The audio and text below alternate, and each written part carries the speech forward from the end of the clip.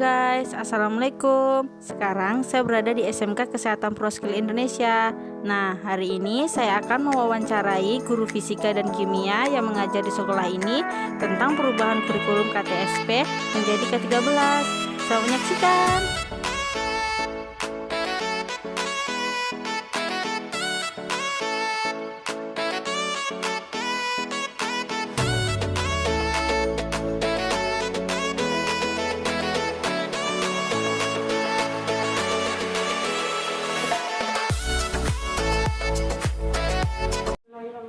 Assalamualaikum warahmatullahi wabarakatuh, Bu. Waalaikumsalam warahmatullahi wabarakatuh.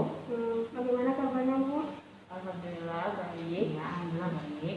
Baik, Bu. Saya Feby Yohana dari program studi pendidikan IPA Universitas Muhammadiyah Riau. Masuk kedatangan saya di sini ingin mewawancarai Ibu berkenaan dengan perubahan kurikulum yang dulunya dari KTSP menjadi K13. Untuk itu, Bu, sebelum masuk ke pembicaraan, bolehkah Ibu memperkenalkan diri dari Ibu? Perkenalkan, nama saya Diana Sulistiani. Saya mengajar bidang studi fisika di SMK Kesehatan Proskill Indonesia. Nah, latar belakang pendidikan saya S1 Pendidikan Matematika di Universitas Islam Negeri Sultan Syarif Kasih Riau atau UINSISKA, dan sekarang sedang menjalankan proses S2 di Universitas Negeri Riau. Sangat luar biasa ya, Bu. Baik, selanjutnya Ibu. Perkenalkan, nama saya Nida Victoria. Saya mengajar di SMK Kesehatan Proskill Indonesia dengan mata pelajaran kimia. Latar belakang pendidikan S1 Kimia, FMIPA. Untuk mempersingkat waktu, langsung saja ya, Bu. Dengan pertanyaan pertama, bagaimana pendapat Ibu mengenai perubahan kurikulum dari KTSP menjadi K13? Itu lebih bagus kah atau lebih sulit atau sama aja, Bu? Penjelasannya, Bu. Nah, menurut saya perubahan kurikulum dari KTSP ke kurikulum 2013 itu sebenarnya sangat bagus. Pada awalnya memang saya sendiri itu kesulitan untuk menerapkan kurikulum 2013 itu ya, karena kita sudah terbiasa dengan KTSP. Nah, kalau di K13 itu kan lebih ke student center, sedangkan di KTSP itu lebih ke teacher center. Nah, di sini dengan ada perubahan yang seperti itu, pada awalnya sangat sulit, namun karena sudah lama juga kurikulum 2013 diterapkan, jadi ya sudah terbiasa dengan kurikulum 2013 ini. Oke, kalau menurut Ibu, perubahan kurikulum dari KTSP ke K13 itu lebih bagus ya, karena belajar, jadi anaknya itu yang mencari tahu ilmu itu, jadi mereka akan lebih paham. Namun sebagai guru yang Ibu rasakan, Ibu harus lebih menguasai metode-metode pembelajaran yang membuat anak lebih aktif. Nah, jadi karena belum terbiasa, kalau Ibu belum terbiasa, makanya beratnya di situ. Kemudian Ibu juga melihat kalau kurikulum K13 ini kasihan, ada yang kasih juga kepada anak-anaknya. Anak-anak kan pemikiran atau pemahaman atau kemampuan dia untuk mencari materi itu tidak sama. Jadi kalau ada anaknya yang cepat nanggap atau dia pandai berinteraksi mencari tahu sendiri, dia akan semakin pintar, semakin bagus. Tapi ada anak yang malas, dia akan semakin ketinggalan. Jadi kalau dari segi siswanya seperti itu menurut Ibu, kalau dari segi ibunya ya kita seharusnya itu lebih baik kurikulum K13-nya. Oke, itu kalau menurut saya seperti itu. Baik, kalau berarti dapat disimpulkan bahwa perubahan kurikulum KTSP menjadi K13 ini pasti memiliki kelebihan dan kekurangan masing-masing. Baik, Bu, untuk pertanyaan kedua, perubahan apa yang paling mencolok terhadap mata pelajaran yang diajarkan? Silakan, Ibu. Kalau dari perubahan yang paling mencolok, nah kalau dari pembelajaran fisika sendiri itu adalah jam pelajarannya ya. Jam belajar fisika itu hanya diajarkan di kelas 10 saja, sementara di kelas 11-12 fisika di SMK itu tidak ada. Kemudian kalau secara materi, karena dia hanya diajarkan di kelas 10 saja, maka materi-materi yang harusnya diajarkan di kelas 11 dan 12 dipres lagi sehingga hanya didapatkan atau diperoleh siswa itu di kelas 10. Jadi materinya cukup padat dan hanya diajarkan di kelas 10 saja.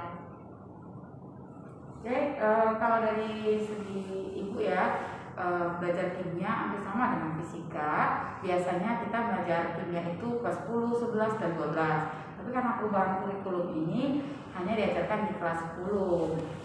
Kemudian dari segi materi juga sama dengan fisika, materinya hampir sama, luasnya cakupannya sama, tapi karena waktunya yang di kelas 10 saja, maka aturannya 3 tahun, jadi 1 tahun jadinya padat gitu, padat merayap gitu ya. Dan anak itu ya harus gencar lagi untuk mencari ilmu-ilmu tersebut. Nah, kemudian kalau dari segi perangkat pembelajarannya ya hampir sama, tetap ada silabus kita buat, program semester, program tahunan, RPP yang wajib, analisis, KIKD dan segala macam. Ya, jadi itu menurut pendapat saya. Baik Bu, masuk ke poin yang ketiga, bagaimana cara atau metode Ibu dalam mengajar mata pelajaran yang diajarkan dengan K13 dari luring ke daring Bu pada masa pandemi ini. Boleh diceritakan Bu atau kendalanya gitu? Ya, silakan dulu ya. Oke. Ya, nanti kata aja ya. Nah, kalau misalnya pembelajaran kita, kan kita nih sekarang daring, dari luring ke daring, tantangan baru lagi buat kita. Kalau misalnya kita luring kan, kita langsung tuh interaksi sama anak, terus kita bisa langsung juga mengontrol anak, bisa juga langsung follow up anak, mendampinginya lah kan, membimbingnya. Bagaimana cara mereka menemukan tentang materinya atau segala macamnya. Tapi kalau sekarang kita memanfaatkan media-media seperti WhatsApp, Google Classroom, Google Meeting, Zoom dan lain sebagainya untuk kita berinteraksi dengan anak. Kemudian di sini sama daring, sama masa pandemi ini kita juga mempersiapkan video pembelajaran yang nantinya diperuntukkan untuk anak sesuai tingkatannya. Jadi sama daring ini dipersiapkanlah video pembelajaran fisika sesuai materi yang diajarkan kepada anak. Kemudian nanti akan dilakukan diskusi dan interaksi dengan anak itu melalui WhatsApp ataupun Google Classroom. Begitu juga dengan memfollow up tugas-tugasnya. Kendalanya gimana Bu? Kalau kendala selama masa pandemi ini ya itu saya nggak bisa langsung mengontrol anaknya kan, jadi kita kadang nggak tahu juga nih anak udah paham atau belum tentang materi yang diajarkan. Itu tantangan terbesar dan terberat, karena kan secara daring kita nggak ketemu langsung nih secara visualnya, kita cuman lewat WhatsApp atau Google Classroom aja. Nah, kalau misalnya mengerjakan tugas, pasti anak-anak mengerjakan tugas, tapi itu tadi sedangkan secara luring aja kita tuh kadang agak kesulitan memahami, oh si anak ini udah paham atau belum, apalagi sekarang selama masa pandemi. Tantangan terberatnya itu sih. Baik Bu, selanjutnya. Ya, kalau saya dalam mengajar kimia, metode yang digunakan dari luring menjadi daring hampir sama yang dilakukan. Kami guru-guru di SMK Kesehatan Terusir Indonesia diwajibkan membuat video pembelajaran. Video pembelajaran yang di sana mulai kami mengucapkan salam persepsi, mengucapkan tujuan pembelajaran, materinya per minggunya apa. Di sana ada tugas pun sudah ada di video pembelajaran. Namun kami tetap mengiringinya di dalam grup belajar. Grup belajar yang ada di sini biasanya kita gunakan WhatsApp ya Bu Diana ya, grup kelas di WhatsApp karena mungkin dari kota juga lebih ringan ya. Kemudian kita juga menggunakan Google Classroom. Jadi dan sekali-sekali mungkin ada kita melakukan Zoom ya, tapi tidak sering karena tahu sendiri kita juga harus memperhatikan ekonomi, kemampuan anak-anak kita yang terbatas. Kemudian dalam pembelajaran dari luar jaringan ke dalam jaringan tentu punya kendala. Kendalanya mungkin yang di awal-awal yang dirasakan itu anak-anak belum memahami IT tadi, ada yang seperti itu karena mereka dari apalagi kelas 10 ya, dari SMP ke SMK, jadi masih baby face ya, ibaratnya baby face ya. Nah seperti itu. Jadi pembiasaan awal itu memang agak sulit, tapi sekarang sudah dijalani 1 semester, alhamdulillah lancar. Dan kendala yang lainnya itu mungkin karena mereka di rumah mereka ada yang di desa, ada yang di kota, ya jaringan mereka ada yang lancar, ya alhamdulillah tidak ada yang mengeluh. Ada yang tidak lancar, ya mengeluh gitu ya dengan gurunya. Kemudian mereka juga komunikasi dengan kita. Kemudian mungkin kelemahan lainnya juga kadang-kalanya kita kan karena kita tidak bisa memantau langsung, mungkin ada siswa yang disuruh melihat atau membuka video tersebut, ada yang tidak membukanya. Tapi ya solusinya kita punya taktik dong sebagai guru, membuat anak itu termotivasi untuk membuka video pembelajaran kita dan memahami materi tersebut. Kemudian kalau misalnya soal jaringan, kita juga punya solusi yang diajarkan oleh pihak sekolah kami, ya jangan memaksakan anak untuk mengirim tugasnya di hari itu, karena kita jaringan itu sulit untuk kita kontrol ya. Nah, jadi kita bisa memberikan rentang waktu yang agak lebih panjang. Ya, memaafkan Anandanya dulu, nanti dikirim ya. Nah, seperti itu, komunikasi terus sama anak. Kemudian yang utama sekali tentu kita solusi dalam daring ini bekerja sama dengan orang tua.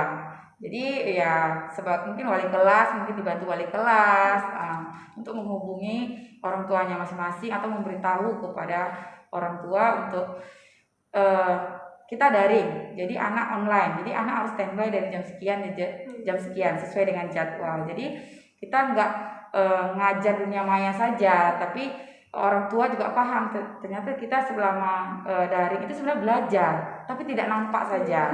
Ya, itu butuh ibaratnya pemahaman lagi dari kita ke orang tua dan juga anaknya tentunya ya. Ya, seperti itulah kira-kira pengalaman yang ada di sini. Baik Bu, masuk ke yang terakhir ya Bu, ini seperti apa pengalaman dan kesan-kesan Ibu dalam mengikuti pelatihan K13 serta kayak mana awal penerapannya Bu? Ibu Diana atau saya dulu? Oke, saya dulu ya. Kesan-kesan yang karena saya pernah mengikuti pelatihan 13, bagi saya itu sangat seru, sangat membuka pengetahuan, kemudian menambah pengalaman-pengalaman dari pembicara tentunya. Kemudian pada saat pengaplikasiannya ya agak terasa gampang awal-awalnya, dan anak-anak juga meresponnya juga aneh, tapi tetap yang namanya awal ya, jadi anak-anak ya kaget, dan kita pun ngajar juga kaget, oh seperti ini, yang terpusat dari biasanya kita sebagai sumber ilmu pengetahuan mereka, sekarang mereka harus mencari tahu di buku, di literatur lain, di internet dan segala macam. Jadi mungkin mereka agak kaget dan bertanya-tanya, kok ibu berubah gitu kan. Jadi pelan-pelan kita kasih tahu, sekarang kurikulum kita seperti ini nak. Anak ibu yang lebih aktif daripada ibu, yang mencari pengetahuannya. Nanti jika ada kendala dan ada kekeliruan dari materi yang mereka tangkap, kita akan diskusi kelompok, dan kita akan pecahkan itu bersama-sama. Jadi ya begitu pengalaman dari pelatihan K13 kita terapkan di SMK Kesehatan Proskil Indonesia ini. Nah, silakan Bu Diana, bagaimana? Seperti yang sudah dijelaskan Bu Bidar tadi, ya memang sih pada awalnya agak sulit atau gampang kan, karena tiba-tiba anaknya harus dikelompokkan, jadi belajarnya di dalam kelompok, kemudian materinya itu tidak sepenuhnya guru yang menyampaikan, tapi anak juga harus mencari materinya, harus belajar berdiskusi dengan kelompok dulu, nanti baru kita sama-sama berdiskusi kembali. Jadi awalnya memang agak kesulitan, tapi ya lama-kelamaan sudah bisa. Dan Bu, terima kasih atas wawancara hari ini Bu. Apakah ada yang Ibu sampaikan dari Ibu? Mana Bu Nana? Ada yang mau sampaikan? Oh, saya ada yang mau sampaikan nih Feby. Ya, mumpung lagi di YouTube-nya Feby ya. Ibu sebagai guru, sebelumnya juga mohon maaf ya kalau ada statement-statement yang tadi yang sebenarnya tak baik atau bagaimana, tapi mohon maaf tadi sengaja. Dan sebagai guru ya kita harus terus update ilmu, mengikuti aturan-aturan yang sudah disampaikan oleh pemerintah, yang diajukan oleh pemerintah. Walaupun K13 ini ada yang kekurangannya, pasti tentunya lebih banyak baiknya ya. Jadi semangat untuk para guru-guru untuk kita mencerdaskan anak bangsa ya Bu Diana ya. Dan oke, mohon maaf ya Feby kalau ada yang salah. Terima kasih banyak Bu atas waktunya. Kami tutup ya Bu. Wabillahi taufiq wal hidayah. Assalamualaikum warahmatullahi wabarakatuh. Waalaikumsalam warahmatullahi wabarakatuh.